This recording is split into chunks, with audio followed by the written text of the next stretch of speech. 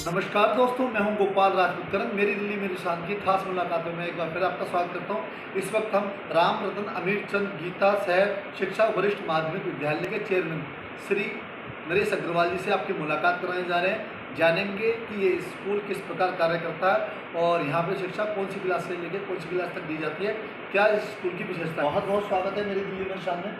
राम रतन अमीर चंद विद्यालय सर, आप इसके चेयरमैन हैं, किस प्रकार का है? ये पहले तो प्रभु श्री राम के नाम से है और इस विद्यालय को चलते हुए काफ़ी समय हो गया, लगभग 40 साल से विद्यालय हिंदू शिक्षा समिति के अंतर्गत चल रहे हैं। हमारे यहाँ दिल्ली में 7 विद्यालय हैं, उनमें से एक विद्यालय ये है और ये 6ठी से 12वीं तक है। 6ठी से 12वीं तक चल रहा है। जब मैं यहाँ चेयरमैन बना था तो यहाँ 2 सेक्शन होते थे 11th 12th में, कॉमर्स और आर्ट। तो सबसे पहले यहाँ साइंस नहीं थी। सबसे पहले मैंने आते ही यहाँ साइंस सेक्शन खुलवाई, क्योंकि हमारे प्रधानमंत्री जी मोदी जी काफ़ी रिसर्च पर जोर दे रहे हैं। तो मैंने इनसे पूछा क्यों नहीं है, बोले जी वो डिपार्टमेंट से फाइल देता ही नहीं सेंक्शन, और हमने फाइल लगा रखी है, 7-8 साल से प्रयास कर रहे हैं और यहाँ साइंस नहीं खुल पा रही। तो मैंने कहा जी आप एजुकेशन डायरेक्टर हिमांशु गुप्ता हैं, उनसे चलो।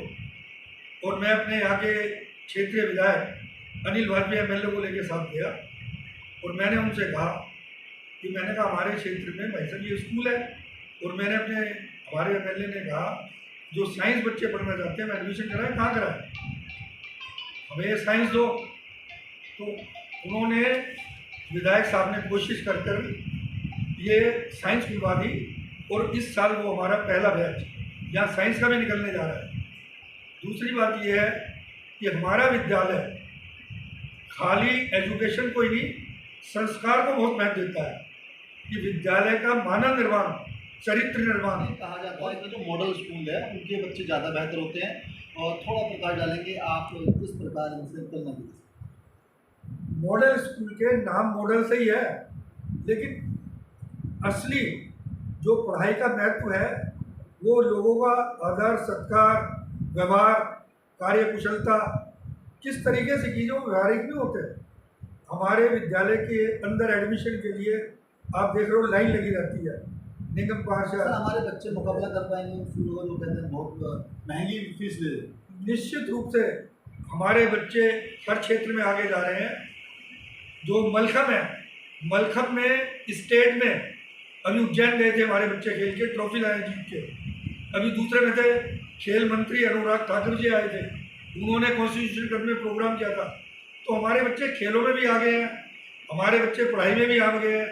अभी हमने यहाँ हिंदी सप्ताह बनाया था, 1 हफ्ता हिंदी। ऐसे लोगों ने ऐसे यहाँ पर हिंदी में ऐसे स्लोगन लिखे हैं, ऐसे संस्कृत। 1 हफ्ता हमने संस्कृत का बनाया। जो हमारे राष्ट्रीय महामंत्री रवि जी आए हैं, वो देख करके प्रदर्शित दंग रह गए कि ऐसे मॉडल और ऐसे हमारे इतने विद्यालय, आज तक मैंने ऐसी प्रदर्शनी नहीं देखी। मैंने यहाँ हिंदी टीचरों की मीटिंग करके उनको कहा कि आप हिंदी दिवस मनाइए, संस्कृत के टीचरों को बैठ के मीटिंग ली, उनको कहा संस्कृत सप्ताह मनाइए। सुबह प्रेयर में हम यहाँ गीता का एक श्लोक करते हैं, हर बच्चों को एक गीतों का श्लोक याद होना चाहिए। एक बात कही जाती है कि सर अब समय बदलना है, अब कुछ स्तर तक मान लीजिए 10वीं तक रामायण और गीता का पाठ भी होना चाहिए, एजुकेशन में होना चाहिए। आप इस बात से सहमत हैं? मैं बिल्कुल 100% सहमत हूँ। हमारे जो वेद है, उपनिषद है, हमारी महाभारत है, हमारी रामायण है, हमारी गीता है, जो लोगों को पता ही नहीं है, जिसमें पूरा ब्रह्मांड का सार है। सबसे पहले पुष्प विमान होते थे, उड़ते थे। आज भी साइंस हमारे उन ग्रंथों को देखे, जितनी हमारी संस्कृत के अंदर विद्वता है वो किसी में नहीं है, लेकिन यहाँ के लोग ज्ञान ही नहीं है। जो हमारे ऋषि मुषि गुरुकुल में पढ़ाई करते थे, जो करवाते थे, और जितने उन्होंने वेद वगैरह उस समय देखो ना, तुलसीदास जी ने और जो है किस तरीके से लिख दी। अभी जब राम का हुआ, राम की गवाही देने जो पहुँचे कुरुक्षेत्र के जगन्नाथ जी महाराज, और अंधे आंखों से, लेकिन उन्होंने जज भी चौंक गया जब उन्होंने कहा पेज नंबर पर इतनी उसकी है। तो मेरा मतलब ये सब कुछ हमारे ऋषि मुषि ज्ञान ही है, ऐसा नहीं है। हमारे स्कूल से भारतीय संस्कृति का नेतृत्व करने वाले बच्चे निकलेंगे, आपको लगता है स्कूल से? निश्चित रूप से हमारा जो है जो उर्दू शिक्षा समिति है हमारा पढ़ाई परसेंटेज को छोड़कर हमारा इसी पर ध्यान है, इसी पर केंद्रित है कि लोगों के अंदर समझने की, अंडरस्टैंडिंग की, एक दूसरे की मनोभावना की, वो बात ज़्यादा समझ में आनी चाहिए।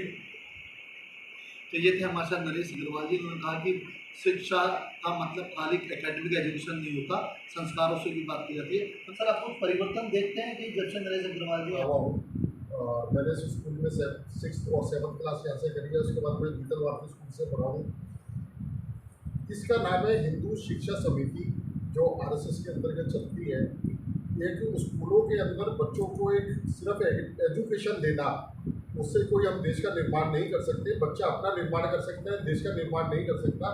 आज अच्छे देश का निर्माण करने के लिए उसको संस्कृति, हमारे देश की क्या संस्कृति है, हमारा देश किस तरीके से विकास कर सकता है, शिक्षा देनी सबसे ज़्यादा जरूरी है। अगर हम अपने देश में देखें, स्वामी विवेकानंद जी कौन से मॉडर्न स्कूल में पढ़े हैं, उनको एक संस्कार मिले हैं जिससे उन्होंने एक अच्छे देश का निर्माण करा है। तो मैं तो यही कहूँगा कि इसी तरीके से हम अग्रसर रहे माननीय नरेश जी के संचालन में, जब से चेयरमैन आए हैं, और हम सिर्फ एक एजुकेशन के साथ संस्कारों को भी आगे लेके चले, जिससे हमारा देश बहुत आगे बढ़े। धन्यवाद।